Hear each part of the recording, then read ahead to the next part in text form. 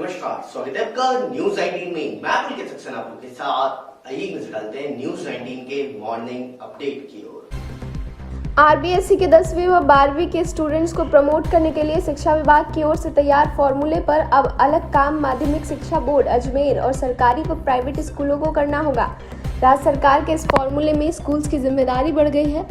Diets के माध्यम से की जा रही 8वीं बोर्ड के मॉक्स भी अब सार्वजनिक करने होंगे, क्योंकि मार्कशीट में मार्क्स नहीं है बल्कि सिर्फ ग्रेड है। ये मार्क्स अब डाइट्स को ओपन करने होंगे।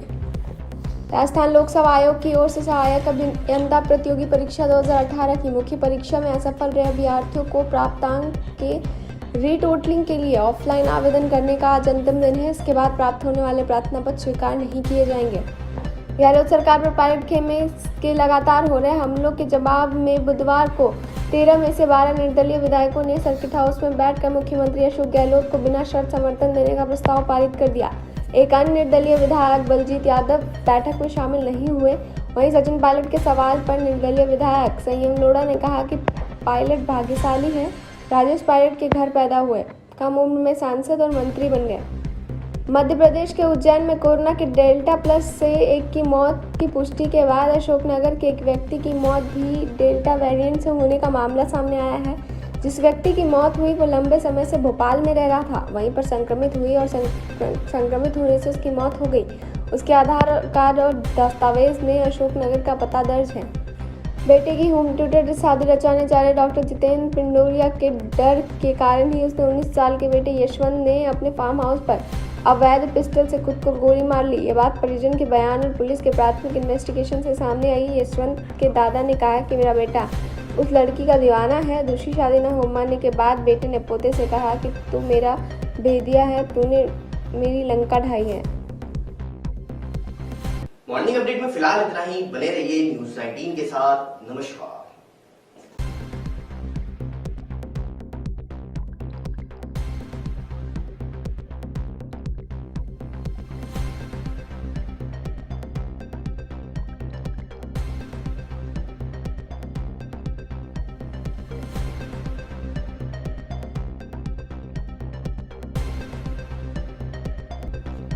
बांदीकुई बड़ियाल कला मंडल के गोलाड़ा में भाजपा कार्यकर्ताओं ने मंडल अध्यक्ष सुभाष माल के नेतृत्व में डॉक्टर श्यामा प्रसाद मुखर्जी की पुण्यतिथि मनाई।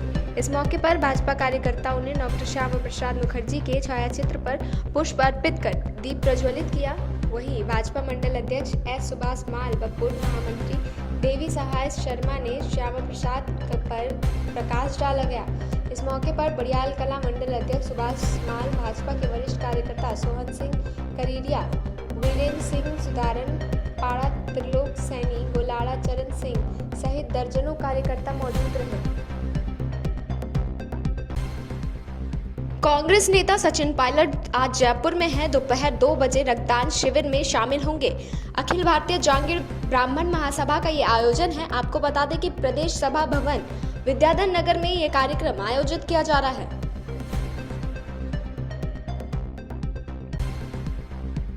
कोटा भीतरिया कुंड पर पक्षियों के विचरण का मनोरम दृश्य देखने को मिला। ऐसा लगा जैसे नदियों और पक्षियों के बीच कोई रेस लगी हो। देश में जल्द ही मानसून दस्तक देने वाला है और देश के कई इलाकों में मानसून ने दस्तक दे भी दी है। हाड़ौती संभाग के हर साल चंबल नदी के किनारे हजारों अप्रवासी पक्षी आते हैं। उन्हीं में से कुछ पक्षियों का आज सुबह नजारा देखने को मिला। जयपुर प्राइम अम्रपाली नगर गांधी पथ रोड पर फायरिंग का पर्दाफाश किया गया है। घटना में प्रयुक्त मोटरसाइकिल बरामद कर 24 जून प्रदीप मोहन शर्मा पुलिस उपायुक्त जयपुर पश्चिम ने बताया कि दिनांक 16 जून को B34 जयपुर प्राइम अम्रपाली नगर गांधी पथ रोड थाना करनी बिहार जयपुर पश्चिम पर फायरिंग की वारदात का पुलिस ने त्वरित कार्रवाई करते हुए 2 मुख्य अभियुक्तों को गिरफ्तार करने में सफलता अर्जित की है। उन्होंने बताया 16 जून को परिवादी आदित्य जैन जयपुर प्राइम अम्रपाली नगर गांधी पथ रोड पर गाड़ियों की सफाई कर रहा था। उस दौरान समय के करीब 10 बजे थे। एक पावर बाइक पर सवार 2 व्यक्ति आए, जिसमें पावर बाइक पर बैठे व्यक्ति परिवादी से उस जगह का पता पूछने लगा तो उसी दौरान बाइक चालक ने परिवादी आदित्य जैन को जान से मारने के इरादे से पिस्टल से फायर कर दिया, जिससे आदित्य जैन घायल हो गया। गत 16 तारीख को हमें कंट्रोल रूम सूचना मिली कि गांधी पथ एक्सटेंशन पे एक फ्लैट में कार वॉश कर रहे एक व्यक्ति जिसका नाम आदित्य जैन था, वो जो अपना काम कर रहा था, उस समय मोटरसाइकिल पे दो व्यक्ति आए अज्ञात और उन्होंने गोली चला करके आदित्य जैन को गोली मार दी। गोली लगने की सूचना पे तुरंत थानाधिकारी करणी विहार जय सिंह, एसीपी विशाल नगर राय सिंह और एडिशनल डीसीपी वेस्ट हमारे राम सिंह जी और हम सभी तुरंत घटनास्थल के लिए रवाना हुए और वहाँ से इंजर्ड को निकटवर्ती अस्पताल में पहुँचाया, जहाँ उसके हाथ में गोली लगी थी और उसको प्राथमिक उपचार दे करके एसएमएस रवाना किया गया। मौके पे घटनास्थल का निरीक्षण किया गया। मौके पे आदित्य जैन विक्टिम एक कार की सफाई कर रहा था और वहाँ पे मौके पे काफ़ी खून उसके शरीर से निकला था जो वहाँ पे फैला हुआ था। तुरंत मौके की कार्रवाई की गई और एफएसएल टीम को बुला के घटनास्थल निरीक्षण कराया गया। मौके की कार्रवाई करने के बाद इंजर्ड आदित्य जैन के अस्पताल में बयान लिए गए, उससे जानकारी प्राप्त की गई। मोटे रूप में हमने पाया कि ये वारदात को ठाणे डोंबिवली थाना इलाका निवासी कमलेश शिंदे के ये वारदात को अंजाम दिया गया। ये इन्वेस्टिगेशन की लाइन तय करी गई मुख्य रूप से विक्टिम आदित्य जैन की पत्नी से जानकारी करने के लिए, उससे मित्रता करने के लिए कमलेश जैन ने ये वारदात करी और अपने कार्य में सफल नहीं होने के कारण आदित्य जैन को उसने सबक सिखाने या उसको रास्ते से हटाने के लिए इस कार्रवाई को अंजाम दिया। अनुसंधान team additional DCP Ram Singh ji और एसीपी वैशाली नगर राय सिंह जी के नेतृत्व में तैयार की गई और एसएचओ करणी विहार जय सिंह के साथ में एक पुलिस टीम, एक सब इंस्पेक्टर अन्य जाब्ते को तुरंत डोंबिवली थाना क्षेत्र में ठाणे के लिए रवाना किया। वहां जाकर जो इसी बीच में एडिशनल डीसीपी राम सिंह जी ने अपनी अन्य जो बिंदु से इन्वेस्टिगेशन किए उस पर इन्होंने अपने एसीपी साहब के साथ में यहाँ पे इन्वेस्टिगेशन जारी रखा।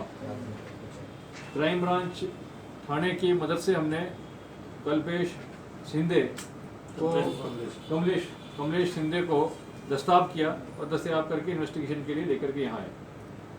साथ ही इन्वेस्टिगेशन से हमला करने वाले दो शूटर थे, उन दो शूटर के नामों को हमने आइडेंटिफाई किया। उनमें से एक शूटर सावन नट को, जो मूलतः भीनवाल का रहने वाला है और थाने में रह करके काम करता है, उसको भी हमने गिरफ्तार किया। विक्टिम आदित्य जैन जयपुर आने से पहले डोंबिवली थाना इलाका ठाणे कल्याण जिले के ठाणे कमिश्नरेट के क्षेत्र में एक किराने की दुकान करता था और वहीं पे एक बिल्डर कमलेश शिंदे से इसकी जानकारी हुई। धीरे धीरे जानकारी बढ़ी और धीरे धीरे वो घर आना शुरू हुआ और उसकी आदित्य जैन की पत्नी से भी जानकारी हो गई। कमलेश शिंदे अपनी पत्नी से, उनकी आदित्य जैन की पत्नी से जानकारी बढ़ाने लगा और इसको लेकर के पति ने ऐतराज किया। कमलेश जैन की हरकतों से परेशान होकर के आदित्य जैन अपनी पत्नी सहित थाने छोड़ करके जयपुर में आ गया और यहाँ करके कार वॉश का कार्य करने लगा। गांधीनगर वेस्ट में वहीं पे एक फ्लैट लेकर कराया गया और वहाँ पे कार्य करने लगा। जो कमलेश शिंदे है वो अपनी हरकतों से फिर भी बाज नहीं आया और उसने किसी प्रकार से पत्नी से जानकारी बढ़ाने के लिए, उसको आगे मित्रता बढ़ाने के लिए वो खुद यहाँ पे आया और आकर के किसी प्रकार से उसने अपना जानकारी इकट्ठा करके यहाँ पे आके सारी जानकारी एकत्रित करी और वापस थाने जाकर के उसने एक अपने साथी जिसका नाम मंगेश है, उससे जानकारी करके उसको योजना बनाई कि किसी प्रकार से आदित्य जैन को रास्ते से हटाया जाए। कंस्ट्रक्शन साइट पे ये भी वहीं थाने में ही काम करता है। ये दोनों व्यक्ति वहाँ से 14 तारीख को रवाना होकर 12 तारीख को रवाना होकर बस से रवाना हुए और आकर के 14 तारीख को आकर के जयपुर पहुंचे। यहाँ आकर के इन्होंने एक मोटरसाइकिल खरीदी सेकेंड हैंड और घटनास्थल जो इसका घर है, घर की रैकी करके 16 तारीख को इन्होंने सुबह जब विक्टिम आदित्य जैन एक कार की सफाई कर रहा था एक अपार्टमेंट के नीचे, उसमें मोटरसाइकिल पर आकर के इन्होंने गोली चला करके उसको इंजर्ड कर दिया और उसके बाद में यहाँ से ये मौके से घटनास्थल से फरार हो गए। हमारी टीम ने इमीडिएटली बिना टाइम लिए पीछा करके नामजद करके अपराधी को और बहुत कम समय में यहाँ से तुरंत थाने गए, वहाँ जाके मदद लेकर के इन दोनों कमलेश को गिरफ्तार किया। इसके बारे में जब कमलेश से ला करके अभी जब मोटे रूप में प्रारंभिक पूछताछ की गई है, उसमें आया कि कमलेश शिंदे ने आदित्य जैन को ठिकाने लगाने के लिए मंगेश से 15 लाख रुपए का मैं सौदा किया था, जिसमें उसने कहा कि यदि इसको ठिकाने लगा दें 15 लाख रुपए देंगे। तब मंगेश ने आगे 2 शूटर इनको तैयार किया और 13 लाख रुपए इनको दे भी दिए कमलेश ने। देश भर में 54,000 के करीब नए कोरोना संक्रमित मिले हैं। देश में कोरोना के एक्टिव केस लगभग 6,27,000 के करीब पहुंच चुकी हैं। देश में कोरोना से 24 घंटे में 68,000 से भी ज़्यादा लोग रिकवर हुए हैं। वहीं देश में कोरोना से 24 घंटे में 1,300 से अधिक मौतें हो गई हैं। कोरोना से देश अब तक करीब 3,91,000 के करीब मौत हो चुकी है।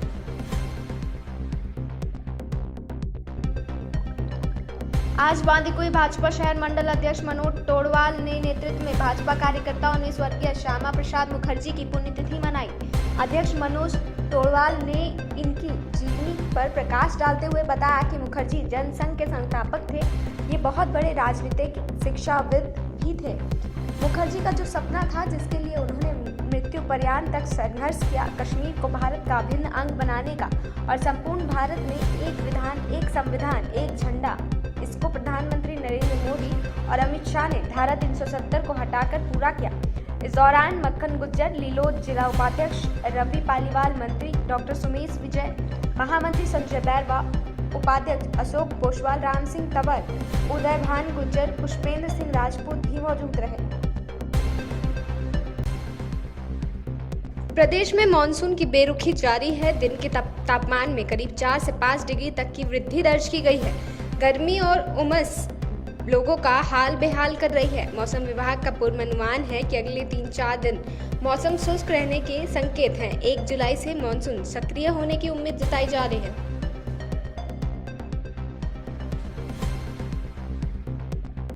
जयपुर जिले के फुलेरा कस्बे में आज गुरुवार सुबह 11:30 पर विधायक निर्मल कुमावत ने फुलेरा सामुदायिक स्वास्थ्य केंद्र को वातानुकूलित आईसीयू और व्हील एम्बुलेंस की सौगात दी। इस अवसर पर विधायक निर्मल कुमावत ने कहा कि इस समय पूरा देश कोरोना महामारी से जूझ रहा है। ऐसे में आमजन के लिए बेहतर स्वास्थ्य सेवाओं को लेकर विधायक कोष से 20 लाख रुपए की लागत से वातानुकूलित एम्बुलेंस की सौगात जनता को समर्पित की है। आपातकालीन स्थिति में कस्बे वासियों को इस तरह की एम्बुलेंस की सुविधा मिल सकेगी। साथ ही विधायक ने लोगों को संबोधित करते हुए कहा कि चिकित्सा सुविधाओं में विस्तार में धन की कमी नहीं आने दी जाएगी। एम्बुलेंस आपने फुलेरा को दी है सौगात में, और इसकी क्या संचालन की व्यवस्था रहेगी और क्या इसमें क्या फीचर्स हैं? देखिए, मेरा उद्देश्य है कि इस क्षेत्र की जितनी भी तमाम मेडिकल सेवाएं हैं उसमें किसी भी प्रकार की कोई कमी नहीं रहे। 3 CHCs आज पूरी हो गई, फुलेरा में भी आ गई। नरेना बच्चा है, वहाँ भी जल्दी हम एक दूसरी एम्बुलेंस देंगे छोटी, क्योंकि वहाँ इतना भार नहीं है पेशेंट्स का, मगर 108 सेवा वहाँ है, मगर फिर भी देंगे। और इसका पूरा संचालन हॉस्पिटल की MRS समिति करेगी और सब पेशेंट्स यहाँ से बिना किसी तकलीफ के रेफर जो होते हैं वो आराम से अपने नए हॉस्पिटल पहुँच जाए, ये हमारा उद्देश्य है। और भी हॉस्पिटल में क्वार्टर्स और मोर्चरी के लिए भी जल्दी काम किया जाए। वही खबर जयपुर से आ रही है, जहां जयपुर फोन टैपिंग के मुद्दे को लेकर बयानबाजी अब भी जारी है। आपको बता दें कि केंद्रीय मंत्री गजेंद्र सिंह के ट्वीट पर महेश जोशी का बयान आया है। दिल्ली पुलिस का संरक्षण लेने की बजाय राजस्थान पुलिस का सामना करने की सलाह दी है। उनको देना चाहिए वाइस सैंपल, जरूरी नहीं कि पुलिस ही उन्हें भगोड़ा घोषित करे।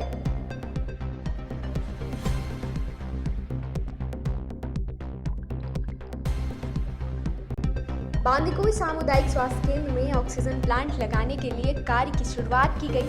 इसकी शुरुआत में ही गहलोत सरकार ने 2003 में एक सार्वजनिक पार्क का पूर्व स्वास्थ्य मंत्री तैयब हुसैन, पूर्व विधायक उच्च शिक्षा मंत्री शैलेंद्र जोशी, नगर पालिका अध्यक्ष कमला वर्मा के करकमलों द्वारा सार्वजनिक पार्क में लोकार्पण पट्टी का अनावरण किया गया था। लेकिन ऑक्सीजन प्लांट के लगवाने के लिए इस पट्टी को जो क्षतिग्रस्त की गई है, इसको देखते हुए आम जनता और समाज बंधुओं में रोष व्याप्त है, जिसका विरोध प्रदर्शन बुधवार को ही किया गया था। इस विरोध प्रदर्शन की आवाज सरकार और प्रशासन के कानों तक पहुंची, तो प्रशासन में नगर पालिका ने आज गुरुवार को ही अनावरण पट्टी को बनवा कर लगवाया। इस आवाज को उठाने के लिए पार्षद महेंद्र दैमन का लोगों ने आभार व्यक्त किया और पट्टिका पर फूल माला लगाकर पार्षद महेंद्र दैमन द्वारा स्थापित किए। इस दौरान अरुण त्रिवेदी, अध्यक्ष परशुराम सेवा समिति बांदीकुई का भी आभार व्यक्त किया गया। मुकेश जैमन, पार्षद दिलीप सैनी, अवधेश उपाध्याय, ब्राह्मण महासभा बांदीकुई, शांतनु भारद्वाज, भवानी शंकर तिवारी मौजूद रहे। नमस्कार, स्वागत है आपका न्यूज 19 में और मैं हूं आपके साथ स्वाति मिश्रा। अब तक की तमाम बड़ी खबरों की ओर नजर डालते हैं फटाफट अंदाज में। वही खबर राजस्थान से, जहां प्रदेश कांग्रेस मुख्यालय में लगे केंद्रीय मंत्री गजेंद्र सिंह शेखावत भगोड़े के नारे। आपको बता दें कि महेश जोशी ने कहा कि कानूनी रूप से ये गलत था, नोटिस यही जवाब भिजवाया गया था। दिल्ली क्राइम ब्रांच को कोरोना का भी हवाला दिया। तो वहीं गजेंद्र सिंह शेखावत के आरोप लगाते हुए महेश जोशी ने कहा कि कानूनी रूप से भले ही उन्हें नहीं घोषित किया जाए भगोड़ा, लेकिन गजेंद्र सिंह शेखावत जनता की नजर में भगोड़े हैं। 11 वर्षीय मासूम से बलात्कार और हत्या का मामला, आरोपी सुरेंद्र और कोर्ट में पैरवी करने वाले अधिवक्ता को जान से मारने की धमकी मिली है। सोशल मीडिया के जरिए जान से मारने की धमकी मिली। कथित धमकी देने वाला व्यक्ति लॉरेंस विश्नोई गैंग का सदस्य बताया जा रहा है। विशेष सुरक्षा के बीच आरोपी को आज न्यायालय में पेश किया जाएगा। नागौर के खींवसर में सड़क हादसा। खींवसर इलाके में तेज रफ्तार का कहर, डंपर ने बाइक को चपेट में लिया। बाइक सवार बुजुर्ग की मौत हो गई। नागौर जोधपुर हाईवे स्थित नागड़ी गांव की यह घटना बताई जा रही है, जहां नागड़ी चौराहे पर डंपर ने एक बाइक को टक्कर मार दी। सोजत के NH 162 खोखरा सरहद में कार ट्रक का हादसे में मां और पुत्री की मौके पर दर्दनाक मौत हो गई। पति सहित 4 लोग घायल हो गए। सोजत अस्पताल में इन्हें भर्ती करवाया गया है। सभी लोग कार में सवार होकर हरियाणा झज्जर में सजाड़ा धाम जा रहे थे। सजेत के NH 162 खोखरा सरहद में ये हादसा हुआ है। आपको बता दें कि मृतिका मनीष पत्नी देवेंद्र उम्र 30 वर्ष व हर्ष 12 वर्ष। सोजत पुलिस मौके पर पहुंची और क्षतिग्रस्त वाहन को हाईवे से हटा परिजनों को इस बात की सूचना दी। प्रख्यात बैडमिंटन खिलाड़ी साइना नेहवाल झालाना पहुंची। दोस्तों के साथ लेपर्ड सफारी का लुत्फ उठाया। रूट नंबर 1 पर हुई लेपर्ड की साइटिंग में रोमांचित हुई साइना नेहवाल। पेट्रोल डीजल के दामों में इजाफा। डीजल 7 पैसे और पेट्रोल 28 पैसे महंगा। डीजल के दाम 97 रुपये 42 पैसे प्रति लीटर पहुंच चुका है। वहीं पेट्रोल के दाम 104 रुपये 53 पैसे प्रति लीटर पहुंच गया। मेयर सौम्या गुर्जर निलंबन का मामला। ग्रेटर नगर निगम महापौर और पार्षद के निलंबन से जुड़ा यह मामला है, जहां निलंबित महापौर सौम्या गुर्जर के बाद अब पार्षदों ने हाईकोर्ट का रुख लिया है। अजय सिंह, पारस जैन और शंकर शर्मा ने याचिका दायर की है। नगरपालिका अधिनियम की धारा 39 के प्रावधानों को चुनौती दे दी गई है। हाईकोर्ट की खंडपीठ आगामी दिनों में इस मामले की सुनवाई करेगी। वहीं सौम्या गुर्जर की याचिका पर हाईकोर्ट ने फैसला सुरक्षित रखा है। आसाराम को वापस भेजा जाएगा जेल। जोधपुर एम्स में भर्ती आसाराम को शिफ्ट किया गया जेल। पुलिस का जाब्ता पहुंचा एम्स इमरजेंसी। कभी भी आसाराम को जेल भेजने के लिए रवाना हो सकता है। करीब 1 हफ्ते से आसाराम जोधपुर एम्स में भर्ती थे। भरतपुर में एसीबी की बड़ी कार्रवाई। भरतपुर एसीबी की कार्रवाई। FIR गोदाम का मैनेजर रिश्वत लेते हुए उसे ट्रैप कर लिया गया है। प्रदेश में मानसून की एंट्री के 1 सप्ताह होने के बाद भी कई क्षेत्रों में पहली बारिश को तरस रहे हैं लोग। आसमान में बादल तो बनते हैं, लेकिन मानसून की सुस्ती से बारिश में तब्दील नहीं हो पाते। इस बीच सूर्य देवता के तीखे तेवर गर्मी का आसार बढ़ा रहे हैं। मौसम विभाग की माने तो मानसून की उत्तरी रेखा बाड़मेर, भीलवाड़ा और धौलपुर में अटकी हुई है, जबकि मानसून में प्रवेश के साथ ही 48 घंटों में 30% तक बारिश का दौर देखने को मिला था। हालांकि बुधवार को बूंदी, अजमेर और भीलवाड़ा में बारिश दर्ज हुई, लेकिन गंगानगर, चूरू, बीकानेर सहित कई जिलों में तापमान 40 डिग्री से अधिक रहा। आज की खबरें फटाफट में बस इतना ही। देश और दुनिया की तमाम खबरों के लिए देखते रहिए न्यूज 19। वही खबर झुंझुनू से, जहां एसीबी की बड़ी कार्रवाई सामने आई है। हेड कांस्टेबल को 10,000 की रिश्वत लेते हुए ट्रैप किया है। आपको बता दें कि झुंझुनू के मलसीसर थाने में एसीबी की यह कार्रवाई हुई है। सीकर की एसीबी टीम ये कार्रवाई कर रही है। मारपीट के मामले में ये रिश्वत मांगी गई थी। नमस्कार, आप देख रहे हैं न्यूज 19। स्वागत है आपका हमारा हरियाणा बुलेटिन में। हरियाणा की अब तक की बड़ी खबरों की ओर नजर डालते हैं। शिक्षा भर्ती घोटाले मामले में 10 साल कैद की सजा काट रहे और फिलहाल पैरोल पर बाहर हरियाणा के पूर्व मुख्यमंत्री ओम प्रकाश चौटाला तिहाड़ जेल से रिहा होने जा रहे हैं। दिल्ली सरकार द्वारा सजा के 6 महीने की छूट के बाद चौटाला रिहा किए जाएंगे। घटनाक्रम पर ओम प्रकाश चौटाला के छोटे भाई अभय सिंह चौटाला पौत्र और हरियाणा के उप मुख्यमंत्री दुष्यंत चौटाला ने खुशी व्यक्त की है। दरअसल दिल्ली सरकार ने कोरोना महामारी के मद्देनजर जेलों से भीड़ कम करने के लिए सोमवार को एक आदेश पारित किया, जिसके तहत 10 साल की सजा में से 9.5 साल की सजा काट चुके कैदियों को 6 माह की विशेष छूट दी थी। अधिकारियों ने बताया कि क्योंकि चौटाला पहले ही 9 साल 9 महीने की सजा काट चुके हैं, इसलिए वह जेल से रिहा होने के पात्र हैं। कोरोना काल ने जहां लोगों की जिंदगियां और शादी कार्यक्रम को फीका बना दिया, वहीं कुछ लोग नई चीज करके इसे रोचक बनाने का पूरा प्रयास कर रहे हैं और कामयाब भी हो रहे हैं। ऐसे में कुछ फरीदाबाद के बल्लभगढ़ में रहने वाले परिवार ने भी किया। बल्लभगढ़ निवासी पवन वर्मा की ज्वेलरी की दुकान है। पवन वर्मा की बेटी ने एमटेक किया है और एक कंपनी में नौकरी करती है। बेटी की शादी में पवन वर्मा ने समाज को संदेश देने के लिए रोचक बनाने के लिए सैनिटाइजर की बोतल पर कार्ड छपवाया। जानकारी के अनुसार प्रियंका की शादी दिल्ली में रहने वाले संजीव कुमार से तय हुई। शादी को प्रेरणादायक बनाने के लिए परिवार ने अनोखा तरीका चुना। विवाह में शामिल होने के लिए रिश्तेदारों और जानकारों को सैनिटाइजर की बोतल पर निमंत्रण दिया गया। इसके साथ मास्क भी दिया जा रहा है। पवन शर्मा ने बताया, पहले शादी की तारीख 17 जून थी, लेकिन दोनों पक्षों के कई लोग कोरोना के शिकार हो गए, जिसके बाद शादी की तारीख को 1 जुलाई कर दिया गया।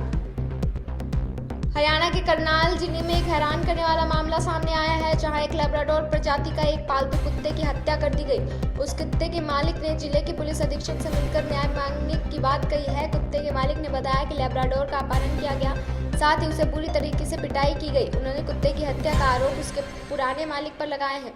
मामला करनाल जिले का है, जहां शेरगढ़ खालसा गांव में एक शख्स कुत्ते को खरीदने और बेचने का कारोबार करता था। उसके पास लैब्राडोर नस्ल का एक खास कुत्ता था, जिसे उसके गांव में रहने वाले सागर को 3 लाख रुपए में बेच दिया था। खरीदने के बाद सागर ने कुत्ते की अच्छी तरह से देखभाल की, उसको खिला पिलाकर हृष्ट-पुष्ट बना दिया। सागर ने अपने कुत्ते का नाम छोटा राजा रखा था। ऑस्ट्रेलिया की जेल में बंद हरियाणा मूल के युवक विशाल जूड़ की रिहाई की आस बंद गई है। एक और इस मांग को लेकर प्रदेश में लगातार प्रदर्शन हो रहे हैं। वहीं हरियाणा के मुख्यमंत्री मनोहर लाल खट्टर ने बुधवार को विदेश मंत्री से बात की। उन्होंने ऑस्ट्रेलियाई दूतावास को भारत की चिंता से अवगत करवाया और हरियाणा सरकार ने कदम पिछले कुछ दिनों में प्रदेश के रोष प्रदर्शन के बाद उठाया है। बता दें कि करनाल निवासी विशाल जूड़ रोड समुदाय से आते हैं, जो असल में मराठे हैं। सन 1761 में मराठा सेनापति सदाशिव राव भाऊ और विदेश आक्रांता अहमद शाह अब्दाली के बीच हुई पानीपत की तीसरी लड़ाई में मराठा सेना की पराजय के बाद बहुत से मराठे मारे गए थे। कुछ वापस महाराष्ट्र चले गए, लेकिन कुछ यहीं बस गए। सोनीपत, पानीपत, करनाल और उत्तर प्रदेश के सहारनपुर एवं मुजफ्फरनगर में कुछ हिस्सों में इन मराठा लोगों के कई गांव हैं। बताया जाता है कि देश में चल रहे किसान आंदोलन के समर्थन में ऑस्ट्रेलियाई में कई जगह खालिस्तानियों ने प्रदर्शन किए थे। इसी सिडनी में भारतीय राष्ट्रीय ध्वज का अपमान भी किया जा रहा था। करनाल निवासी विशाल जूड़ ने देश विरोधी ताकतों से डटकर लड़ाई लड़ी और तिरंगे का अपमान नहीं होने दिया। ऐसे में विशाल के समर्थकों का दावा है कि देश विरोधी कुछ ताकतों ने विशाल जूड़ से बातचीत की और बाद में ऑस्ट्रेलियाई सरकार से मिलकर झूठे केस में फंसाकर जेल भिजवा दिया। पानीपत में गुरुवार को सुबह से समय आसमान में हल्के बादल छाए रहे, जिस कारण सूरज की तपिश और गर्मी से कुछ राहत मिली। 16 किलोमीटर की रफ्तार से चल रही हवाओं ने भी गर्मी का एहसास कुछ कम कराया। बुधवार के मुकाबले गुरुवार को अधिकतम तापमान 1 डिग्री की कमी रहेगी। गुरुवार को अधिकतम तापमान 38 डिग्री सेल्सियस रहेगा। बुधवार को गर्मी अपने चरम पर रही थी। सुबह से ही धूप ने तपिश बढ़ाई और हवा गुम होने के कारण उमस में से परेशान किया, जबकि गुरुवार सुबह को मौसम में कुछ बदलाव रहा। सुबह के समय हल्के बादल छाए रहे, जिससे सूरज की किरणें धरती तक आते आते हल्की रही। हमारा ऑनलाइन बुलेटिन में आज के लिए बस इतना ही। देश और दुनिया की तमाम खबरों के लिए बने रहिए हमारे साथ। वही खबर लालसोट से आ रही है, जहां नेशनल ग्रीन कोर कार्यक्रम के तहत प्रकृति के सौंदर्यीकरण को लेकर हवन एवं पूजन किया गया। आपको बता दें कि स्काउट्स एवं श्री राम ट्रस्ट के संयुक्त तत्वाधान में प्रकृति की सुरक्षा हेतु श्री राम प्रांगण में ये हवन किया गया। प्रकृति की संतुलन बनाए रखने के लिए पंडितों ने वेद मंत्रों और विधि विधान से हवन करवाया। शास्त्र अनुसार हवन की धुआं वायुमंडल की शुद्धिकरण कर वर्षा को आमंत्रित करती है। लालसोट स्काउट और श्री राम ट्रस्ट हवन कर लोगों को प्रकृति के प्रति जागरूक कर रहे हैं। अति ब्लॉक शिक्षा अधिकारी नीरज शर्मा, गाइड कमिश्नर अंजना त्यागी, स्काउट घनश्याम शर्मा, टीसी प्रभुलाल शर्मा ने हवन कर प्रकृति को खुशहाल रहने की कामना की है। Good morning and welcome to News 19. Let's have a quick look on big news so far.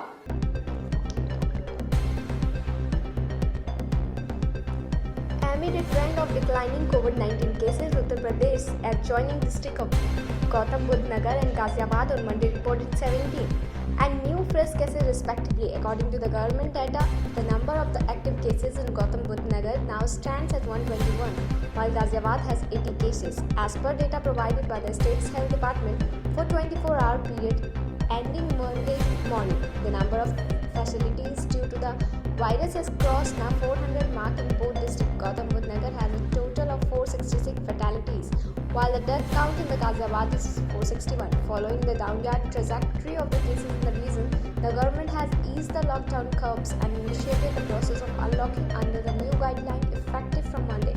Malls and restaurants have been allowed to open with limited capacity. Public areas such as zoos, archaeological parks have been permitted to reopen too. However, educational institutions and large political and social gatherings will remain prohibited. Meanwhile, police will be holding surprise checks and inspections to ensure COVID-appropriate behavior and protocols are being followed across the districts.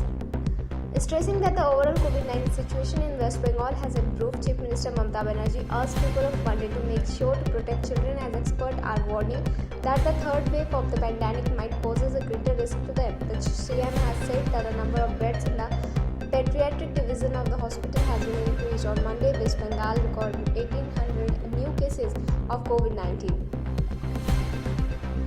In last 24 hours, India reported over 50,000 fresh COVID-19 cases. The currently tally is a massive climb down from the number of fresh cases the country has reported in May, which saw India at the world's highest number of cases and deaths in a month. As the number are dropping, it is being assumed that the second wave is one of the vein of concern, growing over the third wave sweeping across India soon. Ahead of Uttar Pradesh Assembly election, Deputy Chief Minister Keshav Prasad Maurya denied speculation of the rift in the party of the Chief Minister's post. In an interview, Maurya said that they are working together and their attempt to create rift will be crushed. We are and will remain on the same side. If anyone tries to create a wall between us, we will demolish the wall. Maurya said, clarifying CM Yogi Adityanath's visit to the house on the Tuesday. Maurya said that it was a courtesy visit to bless his son and daughter-in-law on the occasion of their marriage. He also said that there are no hidden story behind CM's visit. No big decisions are made today in the talk between Prime Minister Narendra Modi and the leader from the Kashmir. The centre is neither going to do away with Article 370 nor is Prime Minister Modi going to take any political decision in the hazard. Talks are merely a product of power struggle between the various stakeholders within the Government of India, and the reason is the appointment of the political Lieutenant Governor in Kashmir. The only surprise factor here is the fact that a meeting is taking place in Delhi while both sides have fixed views on the same vexed issue. Imagine Prime Minister Modi is meeting the same people whom Home Minister Amit Shah called Dukkar gang not so long ago.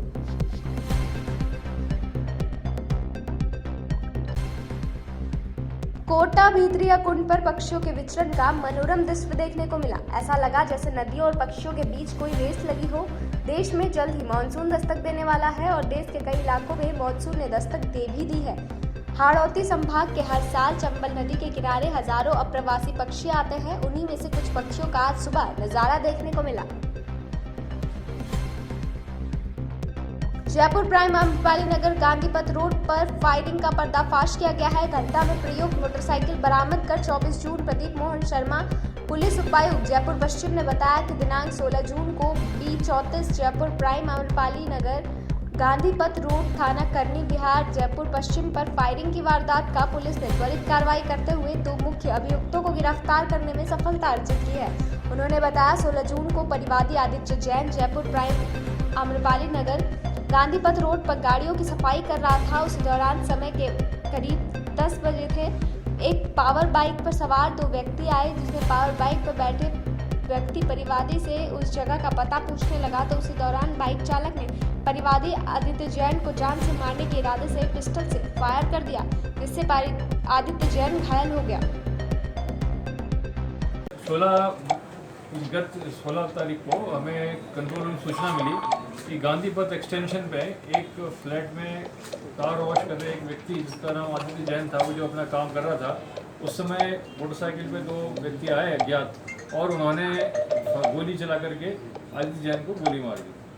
गोली लगने की सूचना पे तुरंत थानाधिकारी करनी बिहार जय Singh, ACP Vaishali Nagar Rai Singh और एडिशनल DCP वेस्ट हमारे राम सिंह जी और मैं, हम सभी तुरंत घटनास्थल के लिए रवाना हुए और वहाँ से इंजर्ड को निकटवर्ती अस्पताल में पहुँचाया, जहाँ उसके हाथ में चोट लगी, गोली लगी थी और उसको प्राथमिक उपचार दे करके SMS रवाना किया गया। मौके पे घटनास्थल का निरीक्षण किया गया। मौके पे आदित्य जैन विक्टिम एक कार की सफाई कर रहा था और वहाँ पे मौके पे काफ़ी खून उसके शरीर से निकला था जो वहाँ पे फैला हुआ था। तुरंत मौके की कार्रवाई की गई और एफएसएल टीम को बुला के घटनास्थल निरीक्षण कराया गया। मौके की कार्रवाई करने के बाद इंजर्ड आदित्य जैन के अस्पताल में बयान लिए गए, उससे जानकारी प्राप्त की गई।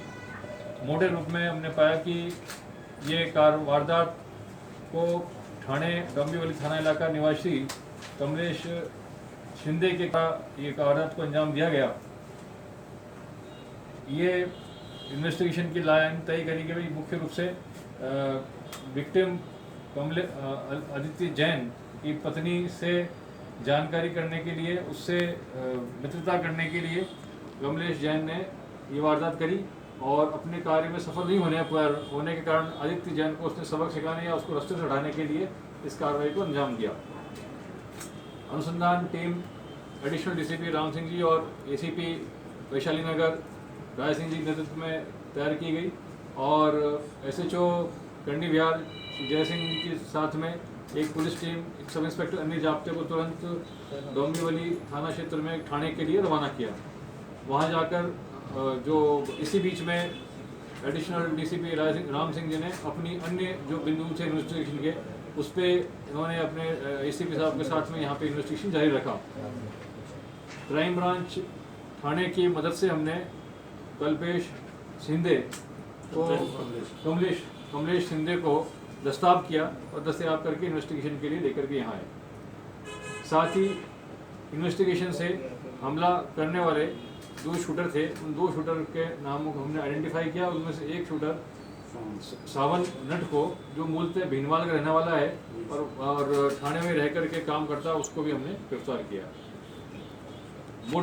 विक्टिम आदित्य जैन जयपुर आने से पहले डोंबिवली थाना इलाका ठाणे कल्याण जिले के ठाणे कमिश्नरेट के क्षेत्र में एक किराने की दुकान करता था और वहीं पे एक बिल्डर कमलेश शिंदे से इसकी जानकारी हुई। धीरे धीरे जानकारी बढ़ी और धीरे धीरे वो घर आना शुरू हुआ और उसकी आदित्य जैन की पत्नी से भी जानकारी हो गई। कमलेश शिंदे अपनी पत्नी से, उनकी आदित्य जैन की पत्नी से जानकारी बढ़ाने लगा और इसको लेकर के पति ने एतराज़ किया। कमलेश जैन की हरकतों से परेशान होकर के आदित्य जैन अपनी पत्नी सहित ठाणे छोड़ करके जयपुर में आ गया। यहाँ करके कार सफाई का, कार वॉश का कार्य करने लगा। गांधीनगर वेस्ट में वहीं पे एक फ्लैट लेकर आया गया और वहाँ पे कार्य करने लगा।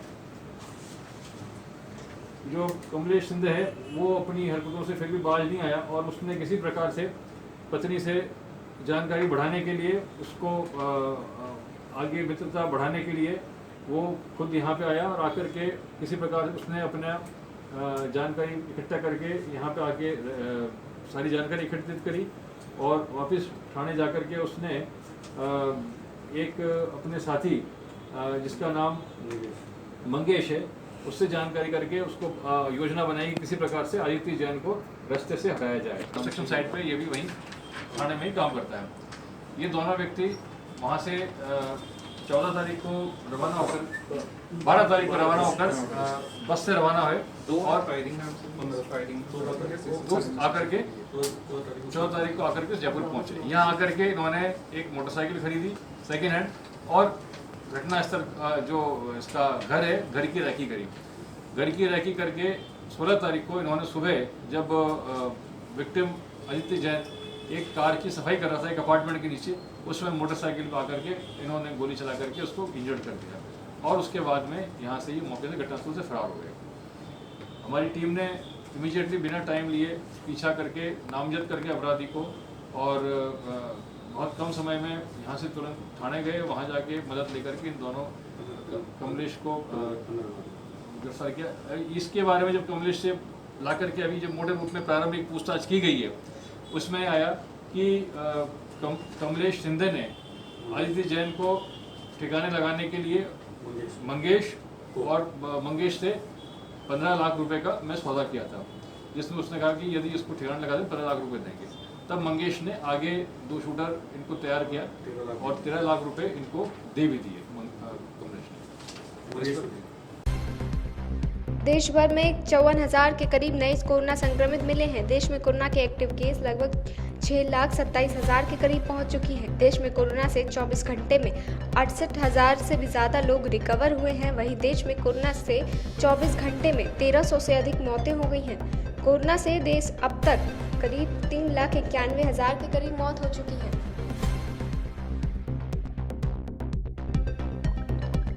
आज बांदीकुई भाजपा शहर मंडल अध्यक्ष मनोज तोड़वाल ने नेतृत्व में भाजपा कार्यकर्ताओं ने स्वर्गीय श्यामा प्रसाद मुखर्जी की पुण्यतिथि मनाई। अध्यक्ष मनोज तोड़वाल ने इनकी जीवनी पर प्रकाश डालते हुए बताया कि मुखर्जी जनसंघ के संस्थापक थे। ये बहुत बड़े राजनीतिक शिक्षाविद भी थे। मुखर्जी का जो सपना था, जिसके लिए उन्होंने मृत्यु पर्यंत तक संघर्ष किया, कश्मीर को भारत का अभिन्न अंग बनाने का और संपूर्ण भारत में एक विधान, एक संविधान, एक झंडा, इसको प्रधानमंत्री नरेंद्र मोदी और अमित शाह ने धारा 370 को हटाकर पूरा किया। इस दौरान मक्खन गुज्जर, लीलोद जिला उपाध्यक्ष रवि पालीवाल, मंत्री डॉक्टर सुमेश विजय, महामंत्री संजय बैरवा, उपाध्यक्ष अशोक पोशवाल, राम सिंह तंवर, उदय भान गुज्जर, पुष्पेंद्र सिंह राजपूत भी मौजूद रहे। प्रदेश में मानसून की बेरुखी जारी है। दिन के तापमान में करीब 4 से 5 डिग्री तक की वृद्धि दर्ज की गई है।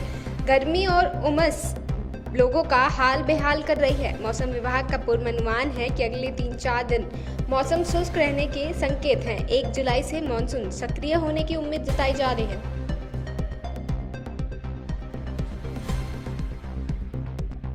जयपुर जिले के फुलेरा कस्बे में आज गुरुवार सुबह 11:30 पर विधायक निर्मल कुमावत ने फुलेरा सामुदायिक स्वास्थ्य केंद्र को वातानुकूलित आईसीयू और व्हील एम्बुलेंस की सौगात दी। इस अवसर पर विधायक निर्मल कुमावत ने कहा कि इस समय पूरा देश कोरोना महामारी से जूझ रहा है। ऐसे में आमजन के लिए बेहतर स्वास्थ्य सेवाओं को लेकर विधायक कोष से 20 लाख रुपए की लागत से वातानुकूलित एम्बुलेंस की सौगात जनता को समर्पित की है। आपातकालीन स्थिति में कस्बे वासियों को इस तरह की एम्बुलेंस की सुविधा मिल सकेगी। साथ ही विधायक ने लोगों को संबोधित करते हुए कहा कि चिकित्सा सुविधाओं में विस्तार में धन की कमी नहीं आने दी जाएगी। एम्बुलेंस आपने फुलेरा को दी है सौगात में, और इसकी क्या संचालन की व्यवस्था रहेगी और क्या इसमें क्या फीचर्स हैं? देखिए, मेरा उद्देश्य है कि इस क्षेत्र की जितनी भी तमाम मेडिकल सेवाएं हैं उसमें किसी भी प्रकार की कोई कमी नहीं रहे। 3 CHCs आज पूरी हो गई, फुलेरा में भी आ गई। नरेना बच्चा है, वहाँ भी जल्दी हम एक दूसरी एम्बुलेंस देंगे छोटी, क्योंकि वहाँ इतना भार नहीं है पेशेंट्स का, मगर 108 सेवा वहाँ है, मगर फिर भी देंगे एक बार। और इसका पूरा संचालन हॉस्पिटल की हमारे समिति करेगी और सब पेशेंट्स यहाँ से बिना किसी तकलीफ के रेफर जो होते हैं वो आराम से अपने नए हॉस्पिटल पहुँच जाए, ये हमारा उद्देश्य है। और भी हॉस्पिटल में क्वार्टर्स और मोर्चरी के लिए भी जल्दी काम किया जाए। वही खबर जयपुर से आ रही है, जहां जयपुर फोन टैपिंग के मुद्दे को लेकर बयानबाजी अब भी जारी है।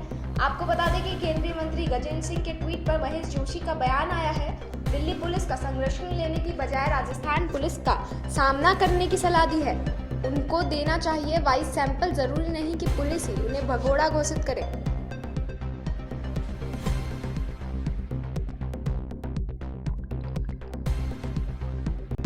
बांदीकुई सामुदायिक स्वास्थ्य केंद्र में ऑक्सीजन प्लांट लगाने के लिए कार्य की शुरुआत की गई। इसकी शुरुआत में ही गहलोत सरकार ने 2003 में एक सार्वजनिक पार्क का पूर्व स्वास्थ्य मंत्री तैयब हुसैन, पूर्व विधायक उच्च शिक्षा मंत्री शैलेंद्र जोशी, नगर पालिका अध्यक्ष कमला वर्मा के करकमलों द्वारा सार्वजनिक पार्क में लोकार्पण पट्टी का अनावरण किया गया था। लेकिन ऑक्सीजन प्लांट के लगवाने के लिए इस पट्टी को जो क्षतिग्रस्त की गई है, इसको देखते हुए आम जनता और समाज बंधुओं में रोष व्याप्त है, जिसका विरोध प्रदर्शन बुधवार को ही किया गया था। इस विरोध प्रदर्शन की आवाज सरकार और प्रशासन के कानों तक पहुंची तो प्रशासन ने, नगरपालिका ने आज गुरुवार को ही अनावरण पट्टी को बनवा कर लगवाया। इस आवाज को उठाने के लिए पार्षद महेंद्र दैमन का लोगों ने आभार व्यक्त किया और पट्टिका पर फूल माला लगाकर पार्षद महेंद्र दैमन द्वारा स्थापित किए। इस दौरान अरुण त्रिवेदी, अध्यक्ष परशुराम सेवा समिति बांदीकुई का भी आभार व्यक्त किया गया। मुकेश जैमन, पार्षद दिलीप सैनी, अवधेश उपाध्याय, ब्राह्मण महासभा बांदीकुई, शांतनु भारद्वाज, भवानी शंकर तिवारी मौजूद रहे।